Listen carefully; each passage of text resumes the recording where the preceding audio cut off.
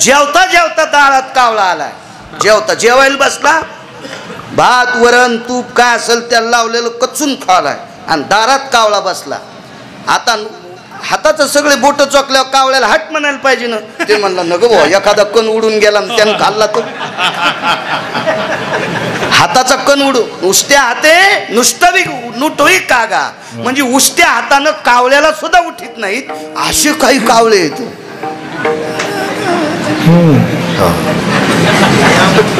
आणि ह्या कावळ्याला पण आम्हाला म्हणावं लागतंय माननीय आदरणीय.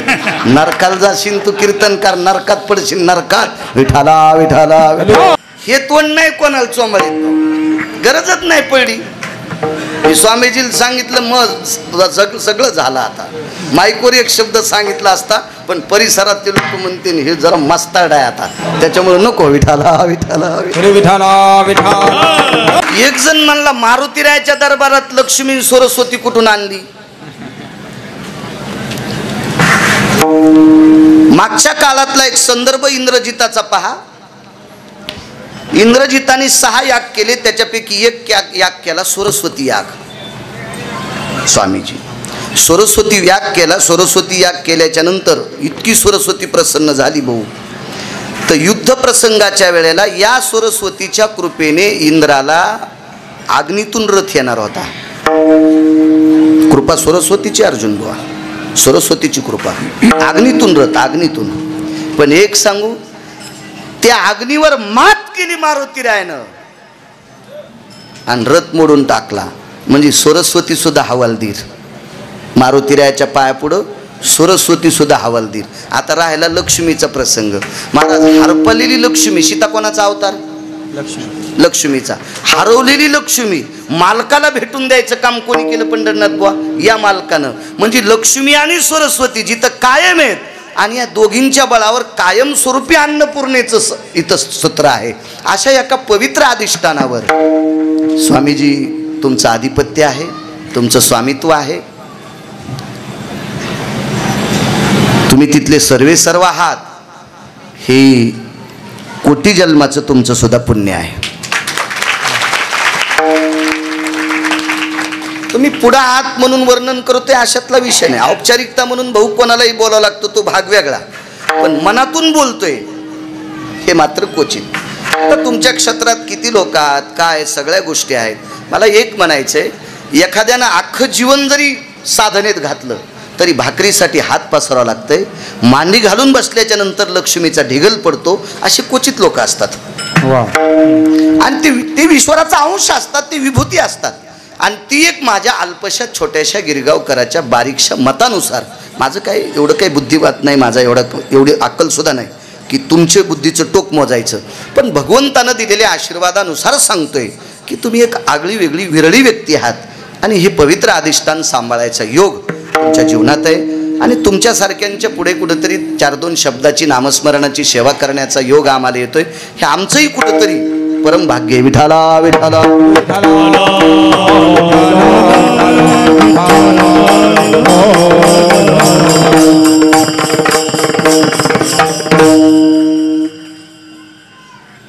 काम ज्यानं जिंकलं त्याला नर म्हणतात. आता अभंगावर येतो स्वामीजी. काम ज्यानं जिंकलाय का त्याला नर म्हणतात.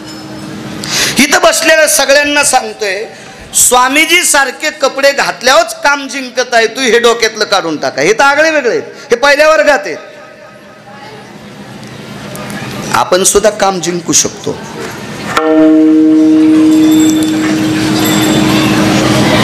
ब्रह्मचारी आणि संन्याशाच्या पारड्यात आपल्याला सुद्धा बसायचा अधिकार आहे. पण तसं केल्यावर ते समान तसं राहावं लागेल. आता स्वामीजी किती उंच आहेत आपल्याला काय ते शिखर गाठता येत नाही.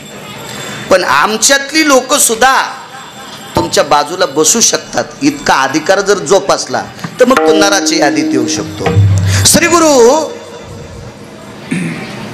वैकुंठवासी नामनिष्ठ साहेबराव महाराज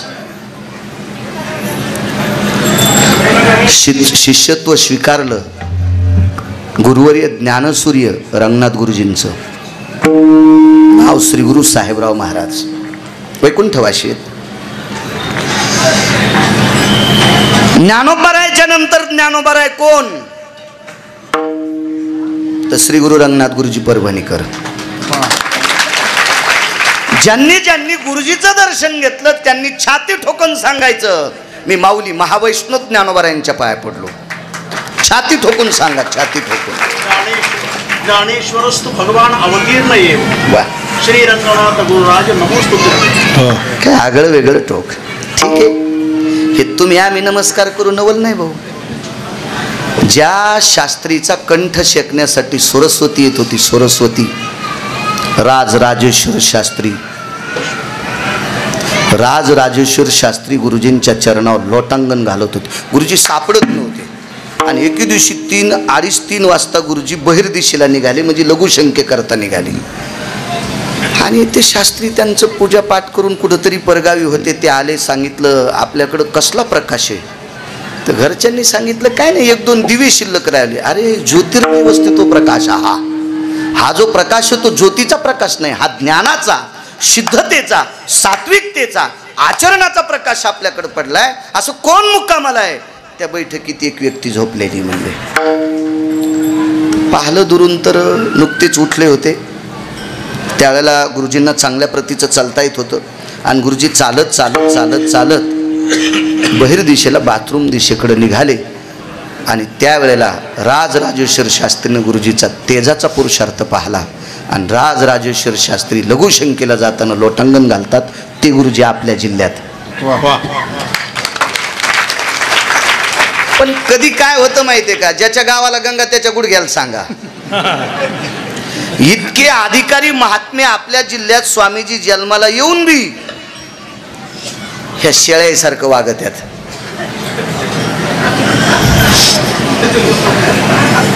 माझं मत आहे, आपण फार मोठ्या तत्वातली लोक आहेत.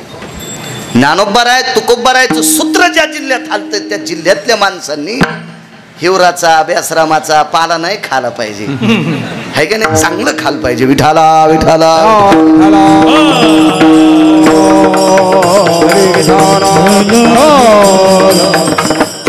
श्री गुरु रंगनाथ गुरुजींचं शिष्यत्व पत्करलं भाऊ. वैकुंठवासी साहेबराव महाराज. लग्न झालं. लग्न करण्याची इच्छा नव्हती पण लग्न झालं. लग्नाची इच्छा कधी संपली माहितीये का? एकाच दर्शनात. वाळवंटात कीर्तन ऐकलं, वाळवंटात कीर्तन ऐकलं आणि कीर्तनात स्वामीजी दर्शन घेतलं. त्या दिवसापासून लक्षात आलं आता आपण एका खेळाला जाळून टाकायचं. तो खेळ म्हणजे प्रपंचाचा. तो खेळ आपल्याला संपून टाकायचा आणि या खेळामुळे आपली वासना आटोक्यात येणार नाही याच्याकरता या प्रपंचाला तडा द्यायचा. नको म्हणले. अभंग बी होता, फलकट तो संसार पडायचं नको. पण रक्ताच्या नात्यातल्या नातेवाईकांनी शरदराव खूपसा आग्रह केला आणि स्वर्गीय वैकुंठवासी साहेबराव महाराजांचं लग्न लावलं. इच्छा नव्हती, इच्छा नव्हती. सुंदर पत्नी प्राप्त झाली, विवेक संपन्न पत्नी प्राप्त झाली. देवधर्म सगळा काही आटपला. पूजा पाठ, वरयात्रा, परिसरातल्या देवतेंचं दर्शन, हे सगळं काही आटपलं. महाराजावर एक तो दिवस आला जो गुरुजींच्या मुखामधून ज्या संसाराला देहूतल्या मालकांचं वाक्य, फलकट तो संसार आता या प्रपंचात नकोय, आणि आपण तर त्या प्रपंचाला सामोरं जातोय, त्याला अंगावर घेतोय, त्याला वटीत घेतो, त्याला खिशात घेतो, त्याला डोक्यावर घ्यायलो. ही वेळ आपल्यावर आली. आपल्याकडे कुठलं पाप उदयाला आलं? पण चला तरी पण या वासनेला कामाला ढकलण्याचा प्रयत्न आपण करू. दिवस पहिला आहे. साहेबराव महाराजांची सासरवाडी जरा बऱ्यापैकी श्रीमंत होती त्या काळात.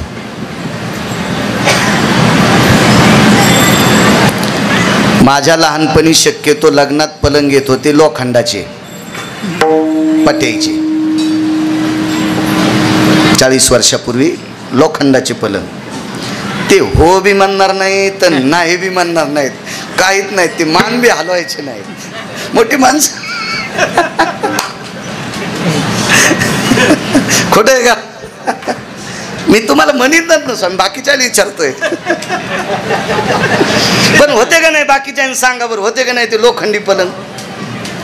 पण श्री गुरु साहेबराव महाराजांच्या सासऱ्याने त्या काळाला बरमाटी सागाचा मेज द्यालता, ज्याच्यावर 25 पोते जरी गव्हाचे टाकले भरून तरी त्याचे पाय मोडत नव्हते. कात्यो मेज होता.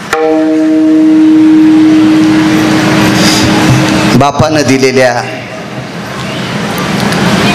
त्या तलकपावर श्री गुरु स्वामींच्या, आपलं साहेबराव महाराजांच्या धर्मपत्नी बसल्या. महाराजही तिथे आहेत. नर कोणाला म्हणायचं याच्यावर सांगते. आणि त्या घराला आतनं कडी लावल्या गेली.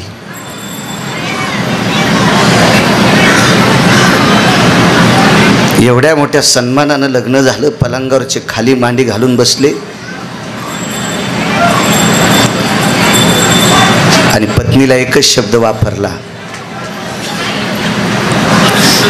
माझं काही प्रपंचात पडण्याची माझा भाव नव्हता, श्रद्धा नव्हती, इच्छा नव्हती, पण सगळ्या सोयऱ्या धायऱ्याच्या म्हणण्यानुसार मी लग्न केलंय. आरोतुर नाही बरं, आहो जाऊ, तुम्हाला सांभाळण्यासाठी मी तिळा इतकी सुद्धा कुसराई करणार नाही. तुम्हाला बायकोला तुम्हाला सांभाळायसाठी मी तिळा इतकी सुद्धा कुसराई करणार नाही. पण एक लक्षात ठेवा, धर्मपत्नी म्हणून सांभाळणार नाही. आजचा एकांतातला पहिला दिवस आहे आणि मी या दिवशी निशापतीच्या साक्षीने, त्यावेळेला सूर्य थोडा होता, चंद्राच्या साक्षीने, आपल्या घरामध्ये दिवा अग्नीच्या साक्षीने मी तुम्हाला साक्ष देतो, मी आजपासून तुम्हाला माय म्हणून सांभाळणार. सामान्य शब्द असेल काय? ऐकायला इतका सोपा शब्द आहे का तो? इतका सोपा शब्द आहे. ज्या जागेवर मांडी घालून बसले त्याच जागेवर सकाळचे 4 वाजले आणि उठून हाताने आंघोळीला पाणी घेतलं.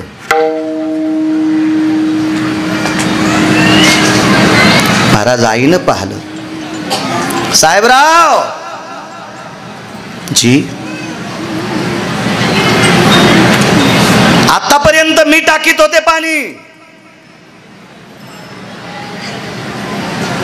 एखाद्या वेळेस मी आजूबाजूला गेले तर तुम्ही घेत होतात, आजपासून आंघोळीला पाणी तुम्ही घ्यायचं नाही. तुम्हाला आंघोळीला पाणी टाकण्याची व्यवस्था मी केली. काही बोलले नाही, काहीच नाही बोलले. दुसऱ्या दिवशी तो प्रकार भाऊ, तिसऱ्या दिवशी तो प्रकार, आठवडा गेला.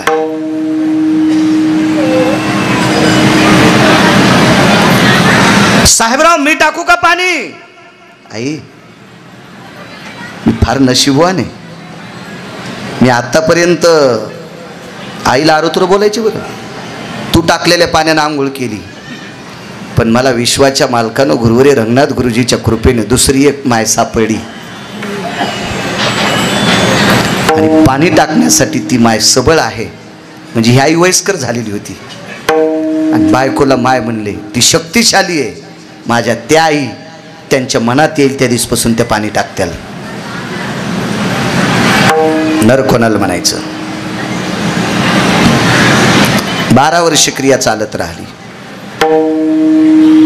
12व्या-13व्या वर्षी श्री गुरु साहेबराव महाराजांचे सासरे वारले. निरोप आला, बैलगाडी आली आणि मुलीला नेण्यासाठी निरोपच आला ना, तुझे बाबा वारले, चला तुम्ही. आवाज दिला, मी जाऊ का? 15-15, 20-20 दिवसात पंढरीनाथ बुवा कधीतरी बोलायचा प्रसंग यायचा, कधीतरी. काय प्रापंचिक जीवन गोड असेल. मला एक जास्त तर कळत नाही, मला थोडंफार मी खेड्यात जीवन गेल्यामुळे माझ्या लक्षात आहे, नवीन लग्न झालेली मुलं शक्यतो 1-1.5 वर्ष घरातल्या ज्येष्ठ लोक देखता बायकोला बोलत नव्हते.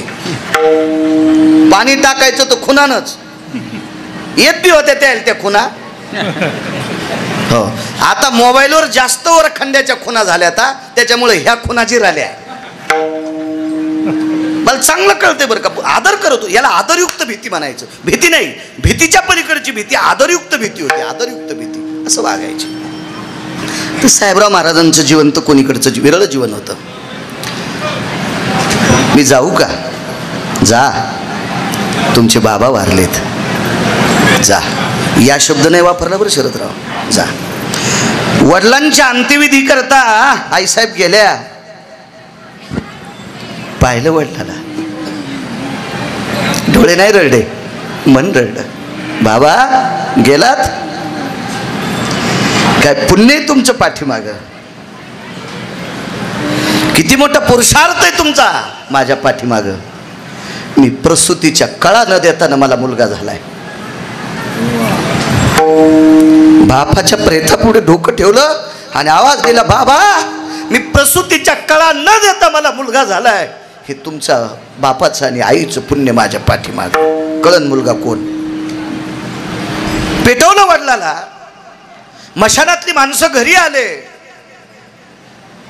आणि तशा दुःखद प्रसंगामध्ये नमस्कार वगैरे करत नसते, पण आईच्या चरणावर डोकं ठेवलं. माय मी येते ग, येते माय मी येते. त्या आईने विचारलं, बाई एक बोलू का तुला? तुझ्या बाबाची इच्छा होती तुझं बाळ पाहावा, तुझ्या बाबाची इच्छा होती तुला एखादा मुलगा किंवा मुलगी झालेली पाहावा. आई रडत असताना कानात सांगितलं, आई मला मुलगा आहे, पण तो मुलगा पाहायचे डोळे बाबाला दिले नव्हते. मला मुलगा आहे, पण तो मुलगा पाहण्याचे डोळे तुला आणि माझ्या बाबाला नव्हते. याचं मला दुःख वाटतंय, कारण ती नवऱ्यालाच मुलगा म्हणत होती. पण ते आईला कळालं नाही. आई संभ्रमात होते आणि आईनं सांगितलं, बाई बापा देखता जरी बापाचं पारणं नाही फेडस, तर माईला तुझं पोरगा आणि पोरगी एकतरी पाहावा अशी इच्छा आहे. आई तू जर वरच्या डोळ्यानं पाहत असशील तर तुझी इच्छा कधीच जळून गेली, आणि आतल्या डोळ्यानं पाहता असं स्वामीजी तर तुला बघता येईल, तुला बघता येईल. पण वरच्या डोळ्यानं जर तुला बघायचं असेल तर तुझी इच्छा जळून गेली, ती इच्छा पूर्ण करायची ताकद माझ्यात नाही. निघून गेली. दुसऱ्या दिवशी सकाळी सकाळी बैलगाडी पोचली. आस्ती संचयाला थांबल्या नाही, राखीला थांबल्या नाही. बापाचं अंतिम दर्शन घेतलं, निघाल्या. गाडीचे चाक वाजले. मी एका कीर्तनात ऐकलं, बैलाच्या घाट्या घुंगराचा आवाज आला. मित्रच होते माझे कीर्तनकार. त्यांना म्हटलं, बैलाच्या घाट्या घुंगराचा आवाज आला कीर्तनात सांगायचं नाही, कारण आपल्याकडे दिगंबरराव फोन नव्हते त्यावेळेला, वसंतरावजी फोन नव्हते त्यावेळेला. मृत्यूचा निरोप जर घेऊन बैलगाडी गेली तर त्या बैलगाडीच्या बैलाच्या गळ्यात घाट्या घुंगरं नसायचे आणि बैलगाडीत शरदराव अंथरूण नसायचं, अंथरूण नसायचं. याच्याहून पंढरनाथ बुवा लक्षात यायचं की निरोप जरा दुःखद आलाय. हे जाणकार लोकांचं वागणं काय ज्ञातीपणा असलो. माणसं शाळेत नव्हते, पण शिक्षणाचं शिखर गाठलेली लोक होती. विठाला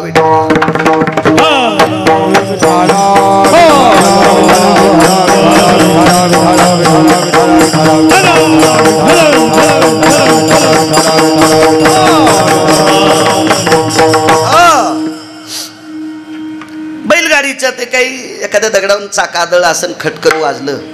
घरातनं बाहेर आले तर लक्षात आलं, अरे वडील गेले पण आईसाहेब थांबल्या नाही. आणि 13 वर्षाच्या नंतर तोंडातून एक शब्द पडला, माय आलात? माय तुमचे बाबा वारलेत तरी आलात? तुळशीच्या वृंदावनापासून भाऊबाईच्या तोंडातून एक शब्द पडला,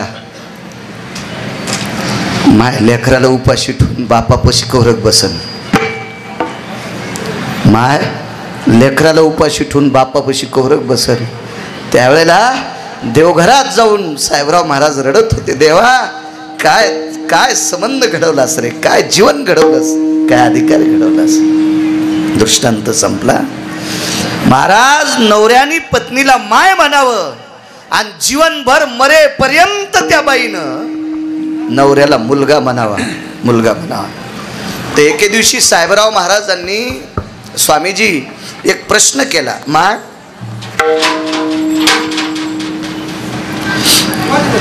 देव जर तुम्हाला भेटला तर काय मागताल? देव जर तुम्हाला भेटला तर काय मागताल? काय मागताल? तर आईसाहेबांना सांगितलं, कुंकू मागायची गरज नाही, कारण जन्मताच मी दुर्गा आहे, जन्मताच मी देवी आहे, जन्मताच मी आदिशक्ती आहे, आणि आदिशक्तीचं कुंकू कोण पुशील? म्हणून मला विटेवरचा बाप जरी भेटला तर त्याला कुंकू मागणार नाही, एकच मागेल, लेकराच्या आधी मला घाल, लेकराच्या आधी मला घाल. आपल्या जीवनामध्ये सौभाग्यवती स्त्रीला जर देव भेटला तर आपल्या महाराष्ट्रातली पवित्र स्त्री देवाला एकच म्हणेल, माझ्या मालकाला मागे राहू दे आणि मला पुढे घाल. इतकी पवित्र स्त्री आपल्या महाराष्ट्रातली. एक लक्षात असू द्या, मी कधी कधी वैचारिक पातळी सांभाळण्यासाठी बायकांवर बॉम्ब टाकतो. बायकांना तशी कीर्तनं माझी आवडतातच, त्याबद्दल विषय नाही, पण त्याचं कारण सांगतो. माझा स्वार्थ काय? स्वामीजी या देशाची ओळख, या देशाची स्त्री आहे. या देशाची ओळख, या देशाची स्त्री आहे. शरदराव, तुम्ही ज्या क्षेत्रात काम करता ना, त्या क्षेत्रात तुम्ही आधिपत्य कमवलं, शिखर गाठलं, पण एक लक्षात असू द्या, त्या क्षेत्रात शिखर गाठणारा बाळ ज्या माईनं 9 महिने पोटात ठेवला, ती माय किती अधिकारी असेल कल्पना करा. तिचे काही उपकार जाणावं लागतील का नाही? हजारो विद्यार्थी तुम्ही निर्माण केले, तुम्हाला ज्या आईनं पोटात सांभाळलं तिचा काय पुरुषार्थ? आज लक्ष्मी सरस्वती एकत्रित जिथं थांबतात, तो जगाचा बाप, विश्वाचा बाप आहे मारुती आहे, आणि ते आधिपत्य सांभाळायला स्वामीकडे योग्यता आली. महाराज, या स्वामीजींना ज्या आईनं पोटात सांभाळले ती आई किती दर्जेदार असेल,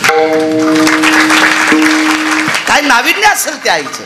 म्हणून या देशाची ओळख या देशातला पुरुष म्हणून नाही, स्वामीजी माफ करा, या देशाची ओळख या देशाचा साधू म्हणून बी नाही, या देशाची ओळख या देशाची पतिव्रता म्हणून. कारण साधू त्यावेळेला साधू होतोय, त्या आईची कुस तितकी पवित्र असली पाहिजे. ज्या आईची कुस पवित्र आहे, तिच्या पोटी जन्माला येणारा अपत्य साधू होत असते, तिच्या पोटी जन्माला येणारा पुत्र अर्जुनबुवा शूर होत असतोय. मग अगोदर ओळख जर कोणाची असेल, ते देशाची स्त्री आहे. विचारलं मालकाने, आई तुम्हाला जर आधा कदा देव भेटला तर तुम्ही त्याला काय मागताल? आणि दुसरा एक प्रश्न केला, तुमच्या आई वडिलांनी सोयऱ्या धाऱ्याने माझ्याशी तुमचं लग्न लावलं, नरपदवी कशी प्राप्त होती बघा. तुमच्या आई वडिलांनी सोयऱ्या धाऱ्याने माझ्याशी लग्न लावलं, पण मी तुम्हाला तुमच्याशी पाणीग्रहण करून तुम्हाला आई म्हणतो, तुमच्या कामनेच्या बाबतीतलं मला उत्तर ऐकायचे. कामनेच्या बाबतीत म्हणजे वासनेच्या बाबतीत उत्तर ऐकायचं. स्वामीजी उत्तर काय दिलं? ऐका ना म्हणे, तुमचा आणि माझा संसार एखाद्या योनीत, पशुच्या योनीत सुद्धा होईल. तुमचा आणि माझा प्रपंच पशुच्या योनीत होईल. आधा कदा एखाद्या वेळेस तुम्ही वृषभ होताल, मी गाय होईल. तुम्ही आशु होताल, मी आशु होईल. तुम्ही राजहंस होताल, मी राजहंसिनी होईल. पण मी जर इथं कामाचं बिरडं फोडलं तर गुरुजीची सेवा करण्याचा योग पुन्हा येणार नाही. तो आताच येईल. महाराज, ज्या व्यक्तीनं पाणीग्रहण केलं, पत्नीला माय म्हणा भाऊ, ती जर स्त्री इतकी अधिकारी असेल तर साहेबराव महाराज किती अधिकारी असतील? 12-13 प्रश्न, त्याच्यातला दुसरा मांडतो. देव जर तुम्हाला भेटला तर काय मागताल? एकच मागेल, बाळाच्या अगोदर माईला घाल, लेकराच्या अगोदर माईचा शेवट कर, लेकराच्या हातानं माईचं व्हावा. काय वाटलं असेल हो स्वामीजीला, काय वाटलं असेल साहेबराव महाराजांना? श्री गुरु रंगनाथ गुरुजींचे पट्ट शिष्य होते. एकच कीर्तन वाळवंटात ऐकलं ते इतका मोठा पुरुषार्थ काम जिंकण्याचा. म्हणून मालक या व्यक्तीला नर नावाची पदवी देतात. तोची नर जन्मला जगी. अस्तित्व तसं शिल्लक राहत नसतं, अस्तित्व कर्तव्याचं असतं. कर्तव्याचं अस्तित्व असतं. एक लक्षात घ्या, आपल्याकडे भरपूर 33 कोटी देवता सांगितल्या. ह्या 33 कोटी देवतेपैकी शरदराव आपण प्रचंड मंदिरं पाहतो, शिवजीची मंदिरं पाहतो, विठ्ठल रुक्मिणी आईसाहेबाची मंदिरं पाहतो, जगदंबेचे मंदिरं पाहतो, गणेशाचे मंदिरं पाहतो, अजून काही बाकीच्या पुन्हा काही प्रचलित देवता असतील त्या देवतेंची आपण मंदिरं पाहतो भाऊ. पण मारुतीराय इतकी मंदिरं इतकी कोणाची आहेत का जगात? जगात नाही. मारुतीरायाची स्वामीजी मंदिरं भरपूर असतील, हा भाग सोडून द्या, हा भाग सोडून द्या. पण बऱ्यापैकी मंदिराच्या सानिध्यात कुठंतरी कोपऱ्यात एक मारुतीरायाचं पुनश्च अधिष्ठान असते. हा एक मोठा आगळा वेगळा वैभव, उत्तुंग वैभव, वेगळा प्रसंग आहे. आता मारुतीराय नराच्या यादीत ते किती असतील ते आपल्याला दळता येत नाही. पण यांच्या पायावर पाय ठेवून वागणारी माणसं, प्रपंचात पडलेला माणूस नरपदवी बहाल घेऊन जातो, हे मोठं अलौकिक काम आहे. या देशात, या पवित्र देशामध्ये अजून एक विवेक संपन्न व्यक्ती जन्माला आली. त्यांचा विवेकच इतका उंच होता म्हणून नावच विवेकानंद ठेवलं. महाराज विवेक जिथं आनंदी होत होता, जिथं विवेकाला आनंद वाटायचा, असा ज्याच्याकडे विवेक आहे म्हणून शरदराव त्यांचं नाव ठेवलं विवेकानंद. महाराज धर्मावर फार मोठी गोड पकड आणि स्वामित्व होतं म्हणून नाव ठेवलं भाऊ स्वामी विवेकानंद. स्वामी विवेकानंद नाव ठेवलं. जय प्राप्त बघा किती करतात, कामावर किती पकड असती काही लोकांची. नाही तर फुरफुले आयशे जिने, अगं आजेची आज सुता केने. खाली येऊन सांगू का, आजा म्हणजे शेळी आणि तिचं सूत म्हणजे बोकड्या. तयाच्या परी हुरजुरी, तयाची परी हुरजुरी, आगा टिळे टोप्याची लहरी, दावीत जगा बोहरी पापी आयसा. अंतकरणात बोकड्यापेक्षा काम जास्त घुसला आणि लोकायला टिळे टोपीन गंध माळा दाखतो. हरामखोरे, तुला लोक मसुबाला कापतील. विठाला विठाला विठाला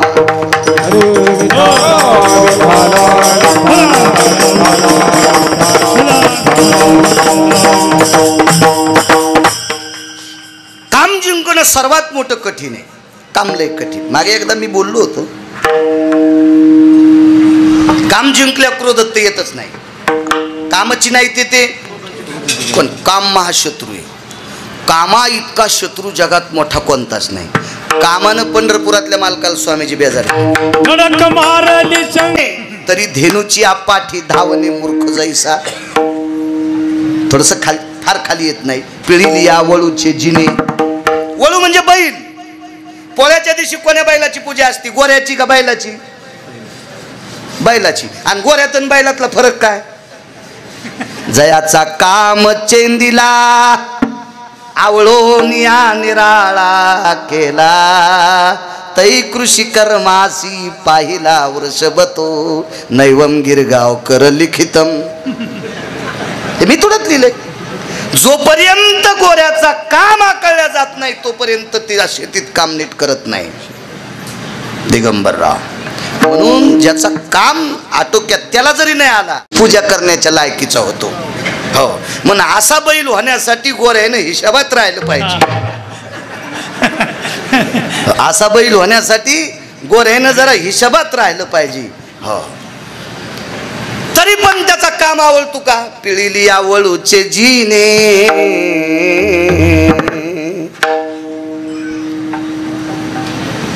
वैकुंठवासी साहेबराव महाराज सोनोटीकर सांगायचे, तुम्ही ऐकले असतील कीर्तन खूप.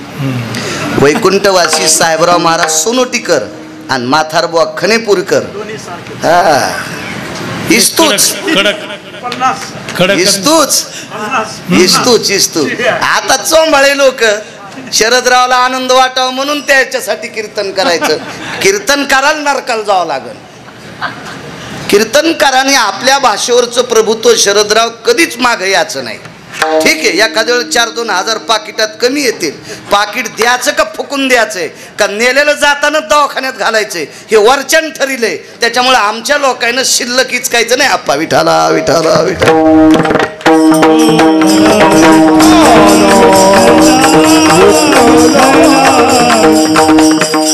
मी परवाला महामहिम राज्यपाल बागडे नानांच्या वाढदिवसात एक वाक्य वापरलं होतं. स्तुतीचं लग्न झालं नाही. स्वामीजी स्तुतीचं लग्न झालं नाही. स्तुती म्हणजे प्रशंसा, ही बिना लग्नाचीच आहे सध्या. कोणाला वाटायला स्तुतीनं मला माळ घालाव, पण स्तुतीला भंगिरी आवडत नाहीत. स्तुती बुटा हरपिणाऱ्याला माळ घालीत नाही. स्तुती नालायकासोबत लग्न करीत नाही. स्तुती पांचटासोबत, बुद्धिलायसोबत, भाडव्यासोबत लग्न करत नाही. स्तुतीला आवडायले संत, आणि संतायला स्तुती आवडत नाही. पूज्यता डोळा न देखावी, स्वकीर्ती कानी न ऐकावी, किंवा महत्व हरवी, चातुर्य लपवी, पिशे पनमिरवी आवडोनी. म्हणून साधूला स्तुती आवडत नाही आणि स्तुतीला भंगिरी आवडत नाहीत. मग ती सध्या कुठे येत? आमच्या जिभेवर. वर्णन करता करता अभंग न दिला काही संबंधच नाही. अशा चुकीच्या वर्णनामध्ये श्रोत्याला सुद्धा नरक असतो. विठाला विठाला विठाला.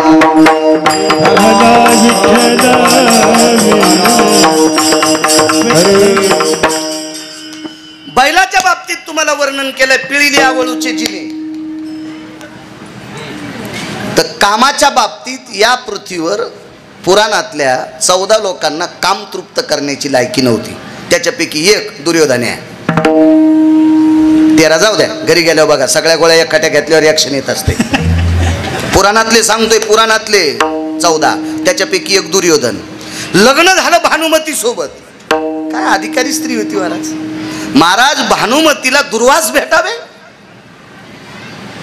भानुमतीला त्या काळातले शकड्यानं साधू भेटले. किती आशीर्वाद असेल. पण स्वामीजी एका साधूने तिला स्नेह दिलं. स्नेह म्हणजे तेलाची वाटी. स्नेह सूत्र, वन्नी सूत्र म्हणजे वात, स्नेह म्हणजे तेल, आणि वन्नी म्हणजे अग्नी. म्हणून तेलाला स्नेह म्हणतात, अशी पुराणाची भाषा आहे. स्नेह प्रेम होऊ शकते, जिव्हाळा होऊ शकते, पण शब्द कोणता कुठं वापरलाय ही व्याकरणाची सिद्धांत आहे. स्नेहाची वाटी दिली आणि तेलाची वाटी दिल्याच्या नंतर सांगितलं, माय हे तेल तुझ्या पती परमेश्वराच्या अंगाला मर्दन कर. आणि तिने सांगितलं, स्वामी आपल्या अंगाला हे मर्दन करायचं, पण ते जरा बिनाकली होतं. कारण ते मूर्खाच्या ट्युशनमध्ये बसत होतं. ते चांगल्याच्या वर्गात कधीच बसलं नाही दुर्योधन. तसा दुर्योधन मुळात वाईटच नव्हता. दुर्योधनाला मित्र भानगडी होती म्हणून दुर्योधनाचं वाजलं. संगत किती कोणाची त्यासारखं माणूस वागत असतं, कधी लक्षात ठेवा. अजून लक्षात ठेवा, एखाद्या बचर बचर बोलणाऱ्याच्या सानिध्यात माणूस राहिला की ते घरी पण तसंच बचबच बचबच बोलतात. मग घरचे मध्ये तुला काय वळण लागलं रे? हा त्याचा गुरुच येत गळे. एक स्वभाव पडत असतो माणसाला, स्वभाव. दुर्योधन हा मुळात वाईट नव्हता, संगतीचा दोष दुर्योधनाचा. आणि दुर्योधनानं ते तेल मर्दन करून दिलं नाही. वाटी झटकली, ती वाटी जशी झटकिली तशी खाली सांडली, आणि सांडल्याबरोबर ती वाटी शेषाच्या डोक्यावर पडली. एका माणसाचा सिद्धांत आहे. दुर्योधनाला आपत्ती झाली. मग बाळू महाराज तुम्ही दुर्योधनाला किलिंबे का म्हणता, नपुसक का म्हणता, तृतीयपंथी का म्हणता, तुमच्याकडे पुरावा काय? अरे पुराण सांगतं ना सोमळ्या, पाहावे पुराणे विचारो, पाहावे पुराणे विचारो, पाहावे पुराणे विचारो, नाही विश्वास जमनी, पाहावे पुराणे विचारो, पाहावे पुराणे विचारो, पाहावे पुराणी विचारुनी.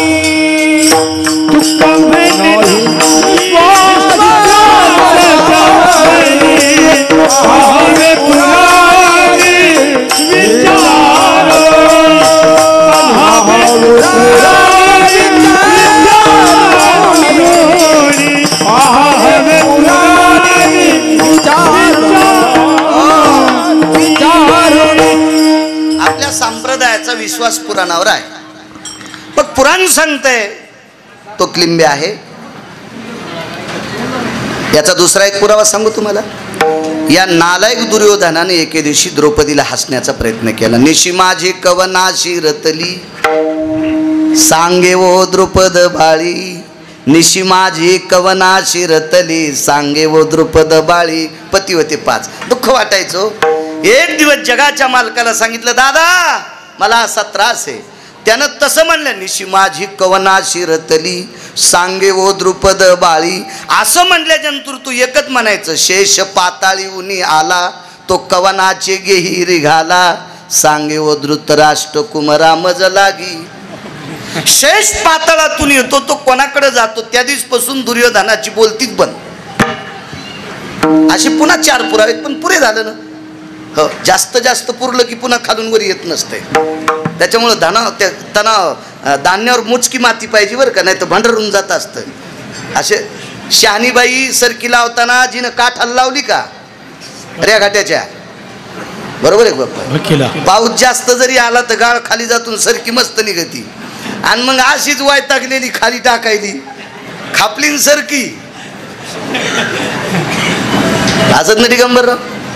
हो, शहाणीबाई शाह. त्याच्यामुळे जास्त खोल नको, बस झाले 2 पुरावे.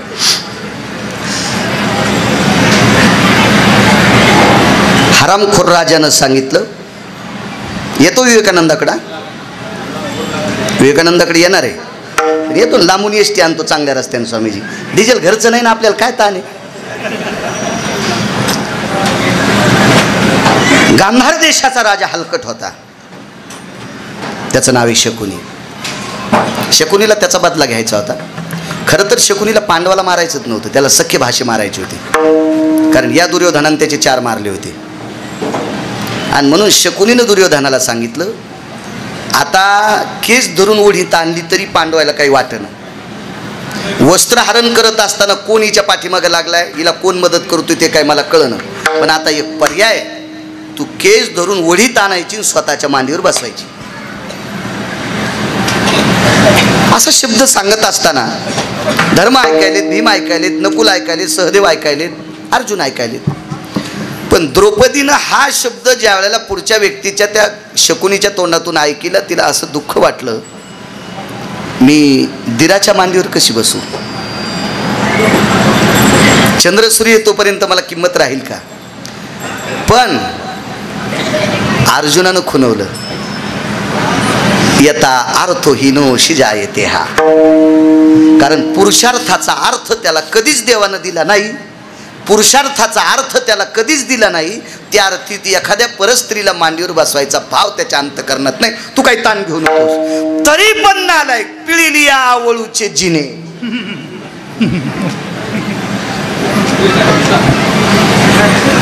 पिळिली आवळूचे, हो, तरी ते गपचिक बसतं का. याच्या पलीकडची ओळी सांगू का तुम्हाला, माझी लायकी नाही बरं सांगायची. खरी टेकुने दिवडे, लाथोनी फोडी नाकाडे.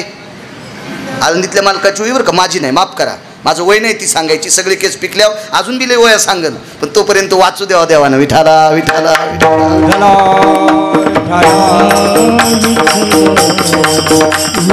अगा गर्धवाची या कामा, हे घ्राणमेवची या विस्तुटपणा, आगाननाची या पुटीपाना शुद्ध वाहे, तरी मूर्खाची या लाघवे. कामाट पीत न जाय, फोडोनी आभास पाय बोंब ठोकी. जाबाली सांगतात तरी ते गाढव मूर्ख, इतका कामी चित्र आहे. आणि मला सांगा, कामाची तृप्तता होती म्हणून थुत्तर फोडून घेतलंय. महाराज, या दुर्योधनाकडे काम तृप्त करण्याची क्षमताच नाही, तरी पण एका पवित्र स्त्रीला मांडीवर बसिले, म्हणजे हलकटपणाचा कळस झाला. हलकटपणाचा कळस झाला, हलकटपणाचा कळस. आपल्या संप्रदायात तितकं जिंकायचं. स्वामीजी या संप्रदायात एखाद्याची चोरी जर केली, मान्य नाही, पण विद्वान म्हणतील भाकरीची अडचण आलती. विद्वान म्हणतील भास्कर बुवा, पंढरनाथ बुवा, भाकरीची अडचण आलती. पण या संप्रदायामध्ये मायबापानं जिच्याशी लग्न लावून दिले ती वगळता जगात जी स्त्री भेटन तिला माय म्हण. मारुतीरायाच्या बाजूला बसायची नाही, मारुतीरायाच्या बाजूला बसायचा अधिकार आहे. ताकद आहे, ताकद आहे तशी. श्रुतीनं मारुतीरायाला प्रश्न केला, चला मला ना दे जरा गव्हाला पाणी देता आणि गवत उपटायचा. मारुतीरायाच्या भेटीला राम आले, कृष्ण परमात्मा राम होऊन आले, पण इथंच एक शब्द वापरला, बळीराम आले. कदाच पाहिजे महारामापुशी बळीराम कोण, कोण बलराम, मान्यताच नाही. आणि मग श्रुतीनं प्रश्न केला, एकम भवस्थितः हरिस्वरूपास्तते वच राम प्रिय भव अप्रियम कृष्णा भव्याप्तिया. तुम्हाला राम आणि कृष्ण तर एकच देव आहेत, मग राम प्रिय आणि कृष्ण अप्रिय कसा? म्हणले अप्रिय नाही, पण रामा इतका प्रिय नाही का? भार्या बहु लंघाय एकम मर्यादा पुरुषोत्तमम. राम अवतारात एकच मर्यादा पुरुषोत्तम आहे, म्हणून या संन्याशाला तो जास्त आवडतोय. हा मारुतीरायाचा सिद्धांत आहे, पुरुषार्थ आहे. काय लौकिक असतं महाराज. शिस्तीत वागणाऱ्या लोकांना ह्या देवता सुद्धा किती मानतात, किती मोठं चातुर्य आहे. काम बसू देत नाही. विवेकानंदांना एक स्त्री भेटली. विवेकानंदाने एक स्त्री भेटली. वेळेत संपवायचं बरं का, वातावरण बदलले, लोक जेवायचे. किती वाजले? पावणे एक. 5 मिनिटं वेळ आहे आपल्याला, काय ताण नाही. मला घडी नाही पाहिली तरी सांगते, मेमरी कार्ड चांगलं आहे ना, मस्त चांगलं मेमरी कार्ड आहे, त्याच्यामुळे काही ताण येत नाही, लगेच कळतं ते. विवेकानंदांना एक स्त्री भेटली. किती श्रीमंत होती ती इतिहासकारांनी सांगावं, किती सुंदर होती ती इतिहासकारांनी सांगावं. आणि विवेकानंदांना बोलण्याचा योग तिच्या जीवनात आला नाही. कारण विवेकानंदांच्या जवळ स्त्रीनं कसं शक्य, मला सांगा बरं तुम्ही. एक पत्र लिहिलं आणि ते पत्र सानिध्यातल्या व्यक्तीने विवेकानंदांकडे दिलं. मला तुमच्याशी पाणीग्रहण करण्याची इच्छा आहे. नर नर नर नावाचा पुरुष आहे. पाणीग्रहण करण्याची इच्छा आहे. विवेकानंदांनी त्या व्यक्तीला सांगितलं, कोण अशी माऊली आहे? बाई नाही म्हणले, कोण अशी स्त्री नाही, आबला नाही. कोण अशी माऊली आहे की ज्या माऊलीला माझ्यातलं काय बरं वाटलं, माझ्यातलं काय बरं वाटलं की जेणेकरून तिनं माझ्याशी पाणीग्रहण करावं, असं मला पत्र पाठवलं. मला ते कळावं. पत्र वापस, दुसरं पत्र आलं. आपल्याकडे विवेकाचं टोक आहे, वैचारिक पातळीची स्थिरता आहे, धर्मनिरपेक्षता आहे आणि देशावरचं अतूट प्रेम आहे. असे बरेच काही उत्तर होती बरं का स्वामीची, खूपशी उत्तर होती. आणि ते तुमच्यात आहेत. म्हणून मला असं वाटतंय तुमच्यासारखा परिपूर्ण पती मी त्याच्याशी लग्न करावं. पुन्हा पत्र वापस. त्या पत्रावर लिहिलं, माझ्या सोबतच का यावं धरानाम देशाया, या पवित्र देशामध्ये तुमच्यासारख्या व्यक्तीसोबत लग्न केल्याच्या नंतर जन्माला येणारं अपत्य तुमच्या इतकं पुरुषार्थी जन्माला येईल, तुमच्या इतकं सद्गुणी जन्माला येईल. आता स्वामीजी हे पत्र वापस नाही केलं, ह्या पत्राच्या पाठीमागे लिहिलं, एवढा मोठा सायास करण्यापेक्षा माझी माय, तू मलाच जर मुलगा मानलंस तर, मलाच जर मुलगा मानलंस. सामान्य ऑफर असेल काही? परावी नारी माऊली समान, परावी नारी माऊली समान, गेले मुन खालीची, गेले मुन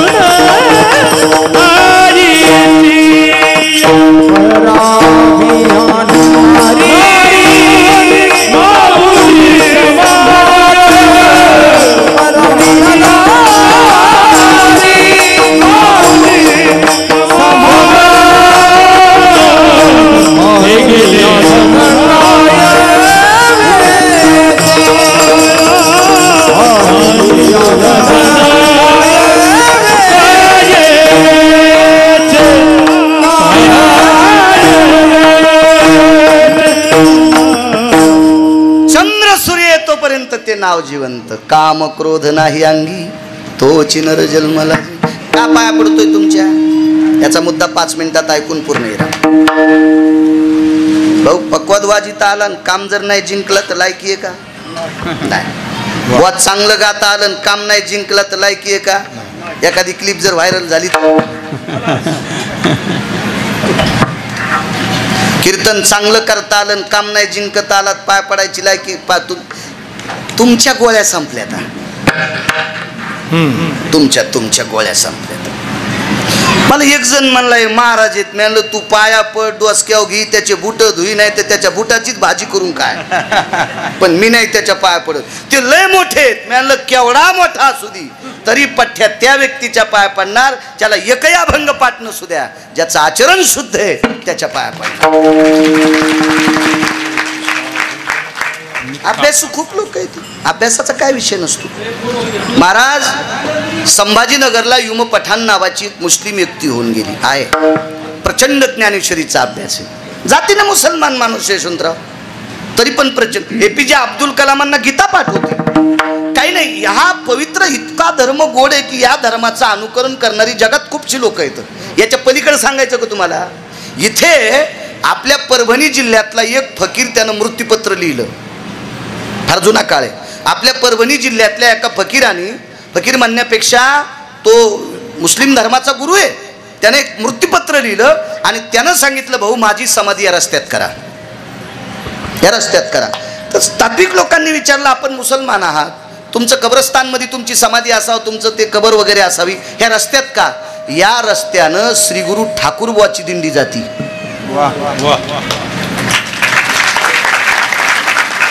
नाही म्हणले बऱ्याच दिंड्या जातात ना, बाकीच्यांची नाव नाही म्हणले. त्या परंपरेतलं घोडं एकादशी धरतंय, ज्या परंपरेतलं घोडं एकादशी धरतंय, म्हणजे आश्वाला 72 खोडी असतात, मग 72 खोडीवर मात करून वारकरी संप्रदायात संलग्न करण्याची ताकद ज्या परंपरेत आहे, त्या परंपरेची पायधूळ या कबराला लागावा याच्याकरता रस्त्यात कबर करा. चांगल्यांची चाहते खूप लोक आहेत, खूप लोक आहेत, खूप लोक आहेत. कबीर मोमीन लतीफ मुसलमान सेना नाविदान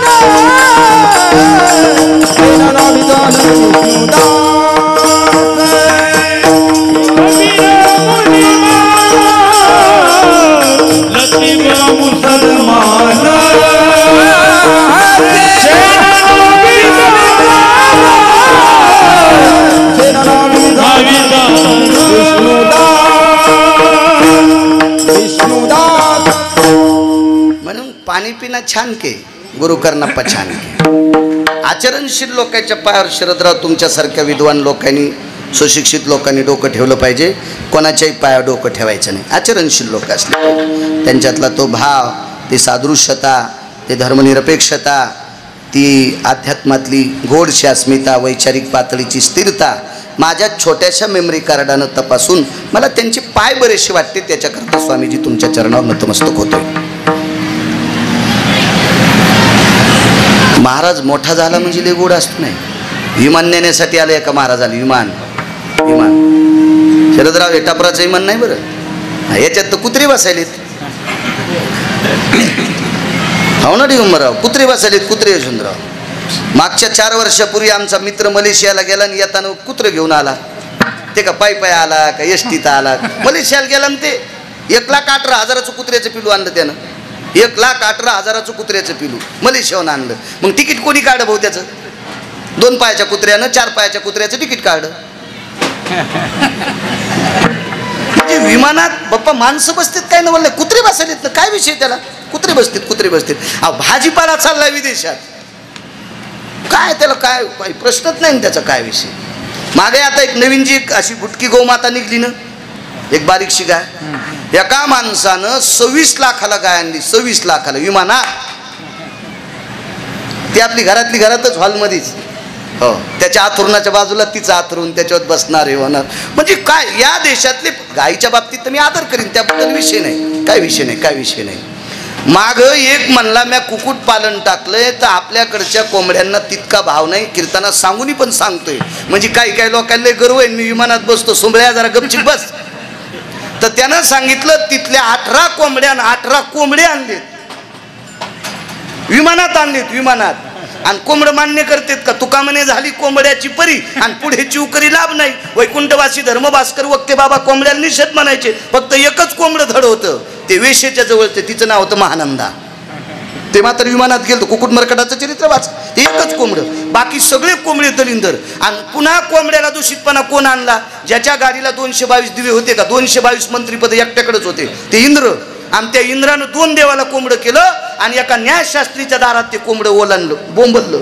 आणि ते न्यायशास्त्री 1 वाजता न्यायशास्त्र कोणी केलं? गौतमानं. आणि ते 1 वाजता गंगेला आंघोळीला केले. आणि विश्वातली 222 स्त्रियापैकी 1 नंबरची सुंदर आईल्या तिच्याचं हरण केलं, चूक केली म्हणून कोंबड्याचं नाव तिथंही बदनाम झालं. विठाला विठाला विठाला.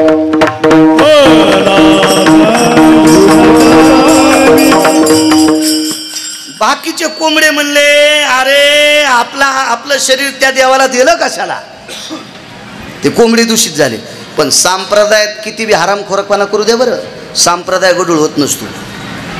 आपांपतीचे निरे मृतिका भय उजगरे, काय कलहाची सिद्धापुरे.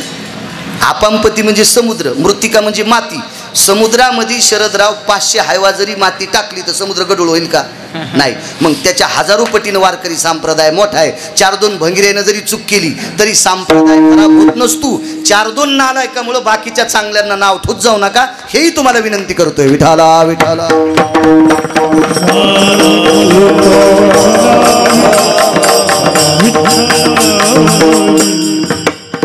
स्वामीजी 10 मिनिटं संपले, आता मागून घेतो 5 मिनिटं. साधूला विमान नेण्यासाठी आलं. आबाळ गेलं विवर. आपल्या हातात नाही बरं, त्या मालकाच्या हातात, या लोकांच्या हातात. आपल्या हातात काय? आणि तुम्ही श्रद्धेनं प्रसाद करता, छानच आहे. मला वाटतं मी ज्या वेळेसपासून येतो 1 वर्षी थोडीशी बुरबुर होती, पण तुम्हाला स्वयंपाकाला काय अडचण येऊ दिली नाही आली अडचण. चला तुम्ही श्रद्धेनं करता, करणाऱ्याच्या पाठीमागं श्रद्धा असेल. नाही लय लोकांच्या मी अश्रद्धा पाहिल्या. एकान बापाच्या पुण्यतिथीचं कीर्तन उभं राहून ऐकलं, फक्त नाव सांगत नाही, आमच्या कष्टाने तू लागत नाही. त्याच्या बापाच्या श्राद्धाचं कीर्तन उभं राहून ऐकलं 1-2 तास 18 मिनिटं. मी म्हणलो काय बाबा, काय किती श्रद्धा. आणि तिकून येताना पाहिलं तर बापाच्या पुण्यतिथीच्या दिवशी धाब्यापुढे त्याची गाडी होती. म्हणजे ज्या दिवशी बाप फुकला त्याच दिवशी बापाची दिवशी कुठत्या तिथीला कोंबडे खालाय. काय श्रद्धा आहे. येताना जात कीर्तनात आनंद वाटला आणि वापस येताना वाटलं ह्या पाप्याचं पाकिट आपल्याला जाळीत काय. यानं बापाच्या पुण्यतिथीच्या दिवशी मांस खातो, काय शास्त्र आहे का त्याच्या पाठीमागे? असं काही नसतं. चला श्रद्धा असली पाहिजे, आणि ती श्रद्धा असली की देव पूर्ण करत असतो. छान. विमान नेण्यासाठी आलं. आश्रमापाशी विमान उतरलं. स्वामीजी शेवटच्या श्वासापर्यंत वासना किती झटका देईल काय सांगता येत नाही. लयच अवघडे वासना. पाहत्या रावणा काय झाले. सामान्य देव जिंकले देव. रावणाची तर ब्रह्मदेव देव झाला, चंद्र वारं घालायला, सूर्य दिवे लावायला. स्वप्नात तरी येईन का आपल्याकडं? आम्हाला कर्मकांडात सत्ता आता म्हणत नाही मी पूर्व. आपांबदी भास्कर हो तेजो हो एति घृता चंदन भय पुण्य आपांपती स्थिरा भव भास्कराम तेजो यो. सूर्याला नमस्कार करायचा असेल तर कुंखात, नाही तर गुलालात फुल बुडवायचं आणि आम्ही पूर्वेकडे भास्करायम नमो नमः. आम्ही याच्यातच समजायचं सूर्याच्या पाया पडतो. आता वरुणात पूजा आपा चतुराहाती वर्ण वेगात सांगतो. चतुरा भय वर्ण हाती आपांग देवता गंगोदक भवा येती हिरण्यमुद्रा सुवर्ण पुष्पम समर्पयामी. मग आम्ही 1 रुपया पाण्यात बुडून त्या कलशात टाकायचा. गंगोदकम भवो. सुवर्णाचं पुष्प असतं वे कुठं, पण आम्ही याच्यात समाधान मानायचं. सुवर्ण पुष्पम समर हिरण्यमुद्रा हिरे आणि हिरण्यमुद्रा सुवर्ण पुष्पम समर्पयामी. अवघडच काम आहे ना. आम्ही फक्त हे मंत्रात समाधान मानायचं. आता म्हणत नाही बरे, हे 27 वर्षापूर्वी डाटा झालेले आहेत. हे मेमरी कार्ड डिलीट होत नाही ना, याला ते बटनच नाही ना, याला ते डिलीट करायचं बटनच नाही ना. त्याच्यामुळे काय चिंताच नाही ना, डिलीटच होत नाही. मेमरी कार्ड 5000 GB चे हो, त्याच्यामुळे काय काळजी नाही. ते आता नाही करीत बलिदान वास्तू शांतीला. तर आपण नुसतं समाधान मानायचं. समाधान. आपांग भय पितृदेवता आरक्त पुष्पास्त तेवचा यत भवे मित्यायम कृतजन्ये शास्त्रासन्मता यत्यांगुष्ट भय स्नानाम आपादो पितृहो यतस्तानः यत्क्रियाना भव जायते पितृदेवाः पादो भवस्थितः आह्वानांचे प्रियतान्न मम. फक्त मंत्रात आम्ही म्हणायचं. भेटतील का? आम्ही त्या उंड्याच्या केलेल्या कणकीलाच हळद लावा, कुंकू लावा, रक्तचंदना रक्त पुष्पम अंगुष्ठान पुन्हा ह्या बोटानं तत्रा भयो तिथीमा. फक्त हे मानायचे. रावणाची ते पाणी भरीत होते. शांतिरोर पितरो हो जर्मणो भय शांती स्ततः पितृकालाम दोषा भय व्याप्ती. देवाला पितृदोष निवारण करण्यासाठी महाराज वामनाचा अवतार घ्यावा लागला. आणि रावणाला पितृदोष शमन करण्यासाठी, पितृदेव तृप्त होण्यासाठी रावणाची तर पाणी भरीत होते. काय पुरुषार्थ. पण पाहत्या रावणा काय झाले. इतकं काम विमानदारात टेकलंय. 15 मिनिटाचं आयुष्य शिल्लक की महाराजाचं. 15 मिनिटात विमानात बसणार स्वामीजी तो महाराज. आणि 15 मिनिटात तहान लागली. पाणी आहे, पाणी मागितलं आणि एकही शिष्य जवळ नाही. असं असतं. काजूची परात टेकल्यावर सगळे मचा वान्यरावानी खाला. आणि गाडी पंक्चर झाल्या मागं झोपत येत. गुरुच टायर खोलायलाय. हो गुरु टायर खोलायलाय. गुरुज गुरुज गुरुज असे लय शिष्य गुरुला गुरु गुरु फिरीत आहेत. हो त्याच्यामुळे मी शिष्याच्या नादीत लागलो नाही. विठाला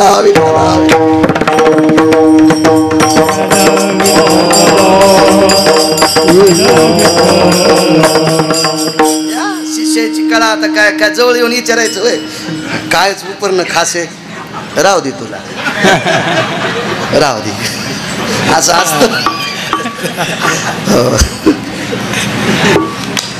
एक शिष्य हजर नाही स्वामीजी कवा ताण लागल्यावर. आयुष्य शिल्लक राहिलं 5 मिनिटाचं. शरदराव काम किती बेकार आहे. 5 मिनिटाचं आयुष्य शिल्लक राहिलं. एक शेतकऱ्याची बाई शेतात भाकरी घेऊन जात होती. कारण या देशातला परोपकार करणारा वर्ग सर्वात श्रीमंत कोण असेल तर शेतकरी आहे. जगात श्रीमंत कोण असेल औदार्याचा हात कोणाचा असेल. महाराज राजा बळीच्या औदार्याला लाजवील इतका औदार्य कोणाचं असेल तर शेतकऱ्याचं. म्हणून तर शेतकऱ्याला बळीराजा म्हणते. म्हणून शेतकऱ्याला बळीराजा म्हणते. आणि त्या शेतकऱ्याची पत्नी शेतात भाकरी घेऊन जात असताना महाराजांनी आवाज दिला अरे कोणी आहे का पाणी मिळेल का. 5 मिनिटं आयुष्य शिल्लक आहे. बाईनं टोपलं टेकलं भाकरीचं टोपलं टेकलं. आतमध्ये बाई गेली. महाराजाच्या त्या माठातला पेला भरून घेतला. महाराजाच्या हातात पाणी देत असताना आयुष्य राहिलं 1.5 मिनिटाचं शिल्लक. आता पिऊन मरावं का नाही पाणी त्या महाराजांना. त्या बाईनं दिलेला पेला हातात घेतल्या. बाईचं लग्न 2-3 महिन्यापूर्वी झालं होतं. जुन्या काळात बायका कामाला जात होत्या. आता इतके हरामखोर मायबाप झालेत पुरीचे.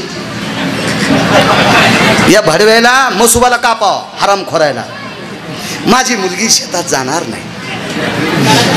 माझी मुलगी शेतात जाणार नाही. तिला कापूस असता येत नाही. तिला सोयाबीन कापता येत नाही. पण शेती 20 एकर असावा. तुला त्या शेतीत गाडाव भाडव्या. मग तुझी पोरगी शेतात जाणार नाही कापूस याचणार नाही आणि मग शेती कशाला पाहिजे. तुला मातीत घालायचं का. तुला आणि तुझ्या बायकोला त्याच्यावर बेश्रम लावायची.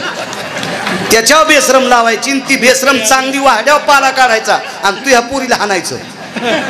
त्या बेश्रमाच्या फोकानं किती हलकटपणा आहे हो. खरं शेतीत जाणार नाही शेती पाहिजे काय. आणि याचं कारण माहिती आहे का. हे पोरायच्या बापायचं पापूत आलंय. हे बी एकेकाळी लयच असे पख तुटलेल्या कोंबड्यावानीच करू लागले ना. पोरीचा बाप म्हणला आम्हाला वटीत घ्या तर ते उरफाटा फिरू लागला. हो बिड्यावडी सोयरी करताना बिड्या वाढता वाढता उकांड्याकडे गेले. तशीच बिडी टाकली. वळाया जळाल्या त्या हुंड्यामुळं तरी मेळ बसन. म्हणून ह्या तुमच्या नालायकपणामुळे आता पोरीचे बाप तुम्हाला असे उडवायलेत. विठाला विठाला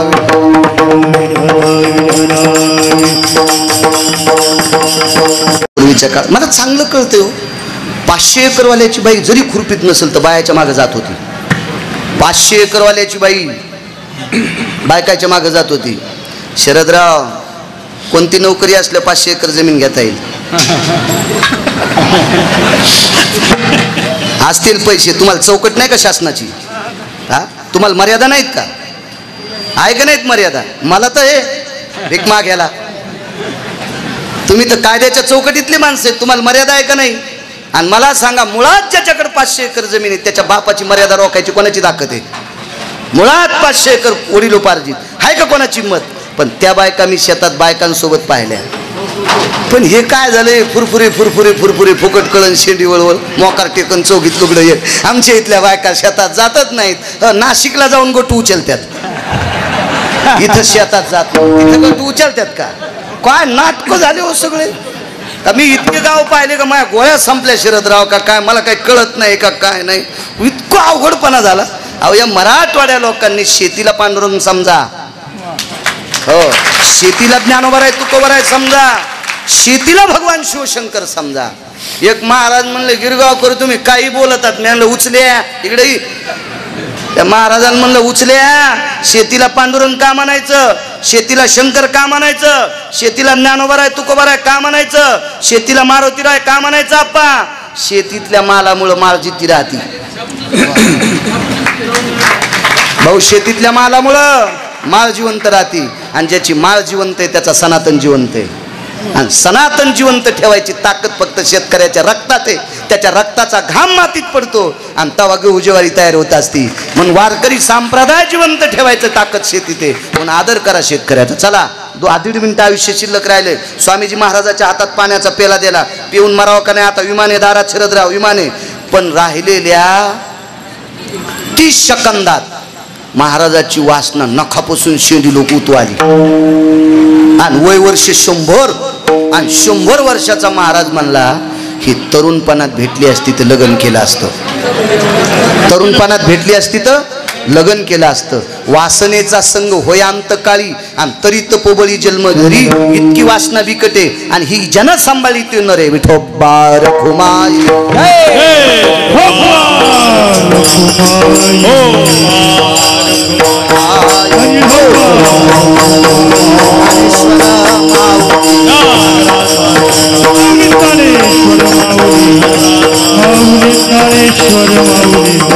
जय जय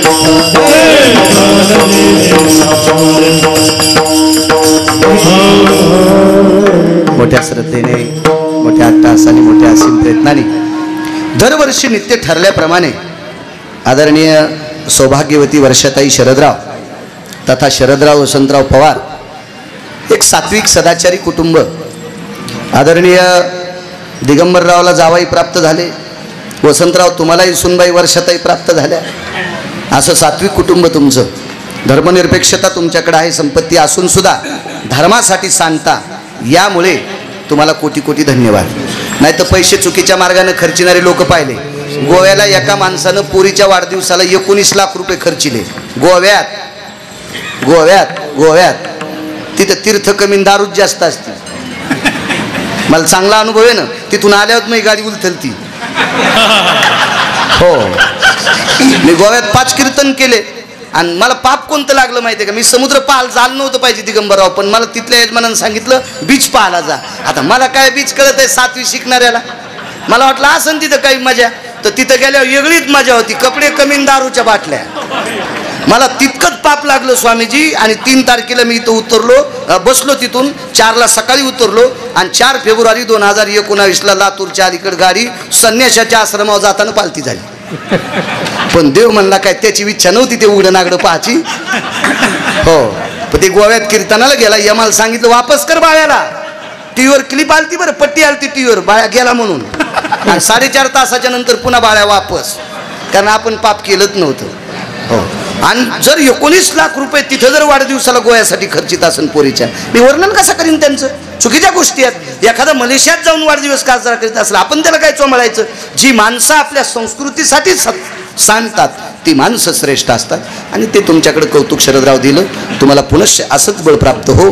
गरुडाच्या पंखाने तुम्ही क्षेत्रात तुम्ही उंच जावं, ती मारुतीरायाची तुमच्याकडे कृपा असावी अशी मारुतीरायाच्या चरणी प्रार्थना करतो. उपस्थित गुरुवर्य श्रीगुरु शिवेंद्र स्वामींच्या चरणी नतमस्तक होतो. कोटी बाऱ्या, त्रिवार नाही, कोटी बाऱ्या तुमच्या चरणी नतमस्तक होतो.